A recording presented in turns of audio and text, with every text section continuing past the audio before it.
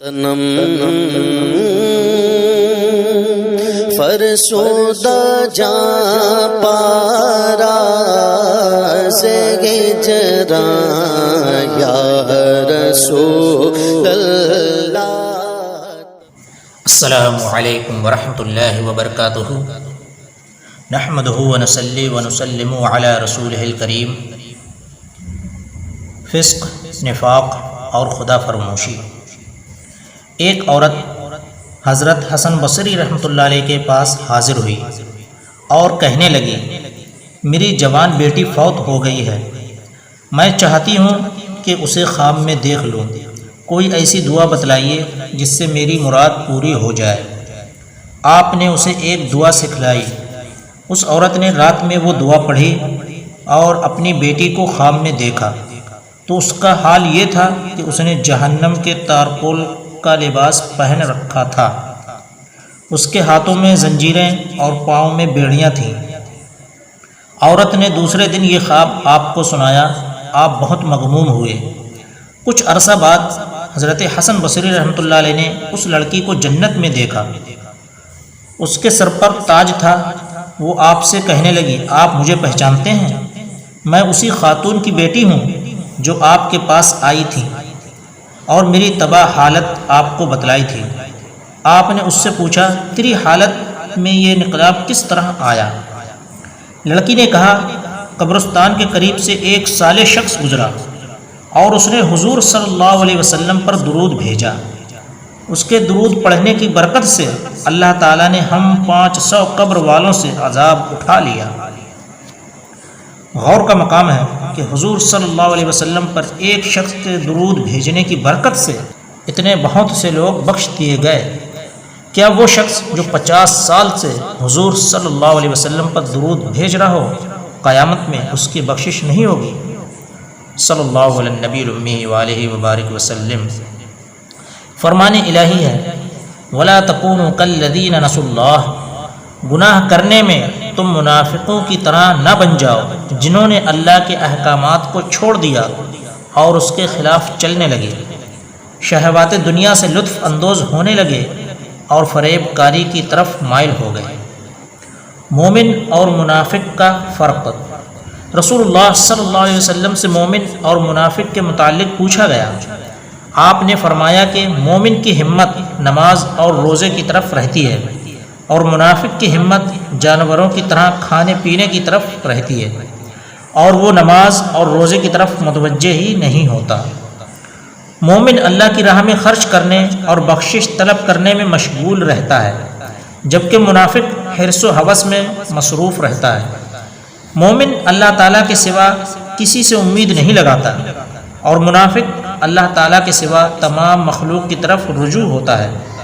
مومن دین کو مال سے مقدم سمجھتا ہے اور منافق مال کو دین پر ترجیح دیتا ہے۔ مومن اللہ کے سوا کسی سے نہیں ڈرتا اور منافق اللہ کے سوا ہر چیز سے ڈرتا ہے۔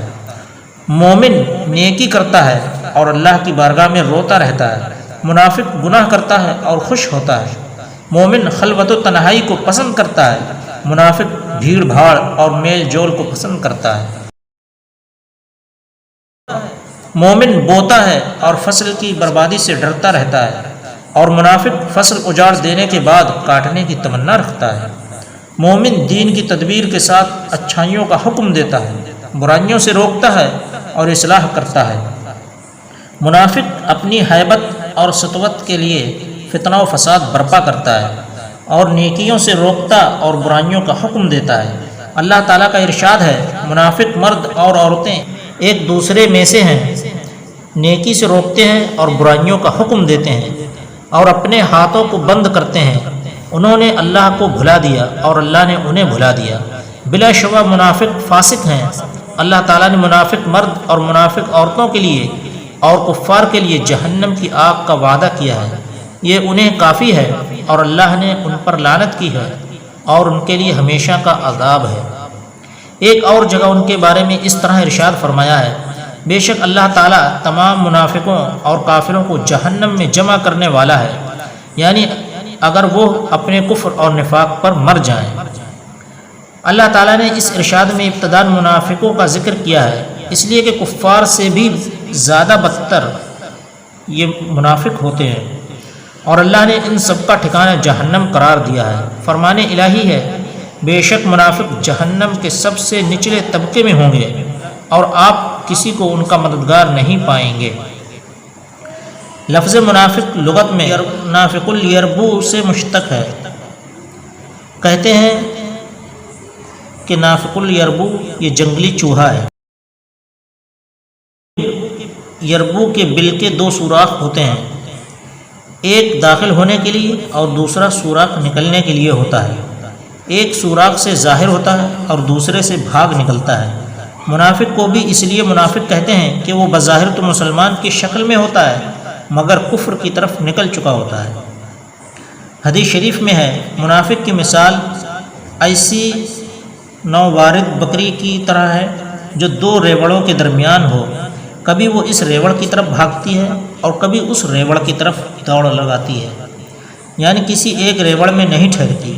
اسی طرح منافق بھی نہ تو کلیتاً مسلمانوں میں شامل ہوتا ہے اور نہ ہی کافروں میں۔ جہنم کے 7 دروازے ہیں۔ اللہ تعالیٰ نے جہنم کو پیدا کیا اور اس کے 7 دروازے بنائے، جیسا کہ فرمان الہی ہے، وَلَهَا سَبْعَةُ أَبْوَابٍ، اس کے دروازے لوہے کے ہوں گے جن پر لعنت کی تہیں جمی ہیں۔ اس کا ظاہر تانبے کا اور باطن شیشے کا ہے۔ اس کی گہرائی میں عذاب اور اس کی اونچائی میں اللہ کی ناراضگی ہے۔ اس کی زمین تانبے شیشے لوہے کی ہے۔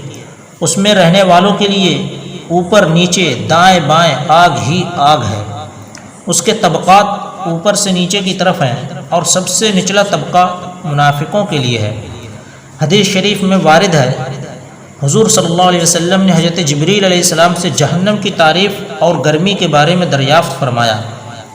جناب جبریل علیہ السلام نے جواب دیا، اللہ تعالیٰ نے جہنم کو پیدا کیا اور اسے 1000 سال تک دہکایا تو وہ سرخ ہو گئی، پھر 1000 سال دہکایا تو سفید ہو گئی، جب مزید 1000 سال دہکایا تو وہ بالکل سیاہ اور تاریک ہو گئی۔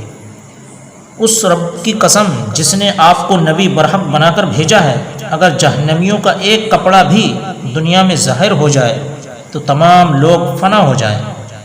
اگر جہنم کے پانی کا ایک ڈول دنیا کے پانیوں میں ملا دیا جائے تو جو بھی چکھے وہ مر جائے۔ اور جہنم کے زنجیروں کا ایک ٹکڑا جس کا ذکر اللہ تعالیٰ نے یوں فرمایا ہے، فی سلسلۃ ذرعها 70 ذراعا، ہر ٹکڑے کی لمبائی مشرق و مغرب کے طول کے برابر ہے۔ اگر اسے دنیا کے کسی بڑے سے بڑے پہاڑ پر رکھ دیا جائے تو وہ پگھل جائے گا، اور اگر کسی جہنمی کو جہنم سے نکال کر دنیا میں لایا جائے تو اس کی بدبو سے تمام مخلوق فنا ہو جائے۔ حضور صلی اللہ علیہ وسلم نے حضرت جبریل سے کہا، یہ بتلائیے کہ جہنم کے دروازے کیا ہمارے دروازوں جیسے ہیں؟ جبریل علیہ السلام نے عرض کی، نہیں حضور، وہ مختلف طبقات میں بنے ہوئے ہیں، کچھ اوپر اور کچھ نیچے ہیں، اور ایک دروازے کا درمیانی فاصلہ 70 سال کا ہے۔ ہر دروازہ پہلے دروازے سے 70 گنا زیادہ گرم ہے۔ آپ نے ان دروازوں میں رہنے والوں کے متعلق پوچھا تو جبریل نے جواب دیا، سب سے نچلے کا نام حاویہ ہے اور اس میں منافقین ہیں، جیسا کہ فرمان الہی ہے، ان المنافقین لفی الدرک الاسفل۔ دوسرے طبقے کا نام جہیم ہے اور اس میں مشرک ہیں۔ تیسرے کا نام سقر ہے اور اس میں صابی ہیں۔ چوتھے کا نام لظہ ہے اور اس میں ابلیس اور اس کے پیروکار مجوسی ہیں۔ پانچویں کا نام حطمہ ہے اور اس میں یہود ہے۔ چھٹے کا نام سعیر ہے اور اس میں نصارہ ہے۔ پھر حضرت جبریل خاموش ہو گئے۔ آپ نے پوچھا، اے جبریل، کیا تم مجھے 7ویں طبقے میں رہنے والوں کے متعلق نہیں بتاؤ گے؟ جبریل علیہ السلام نے عرض کی، حضور مت پوچھیے۔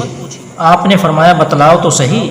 تب حضرت جبریل نے کہا، اس طبقے میں آپ کے وہ امتی ہیں جو گناہ کبیرہ کے مرتکب ہوئے اور بغیر توبہ کے مر گئے۔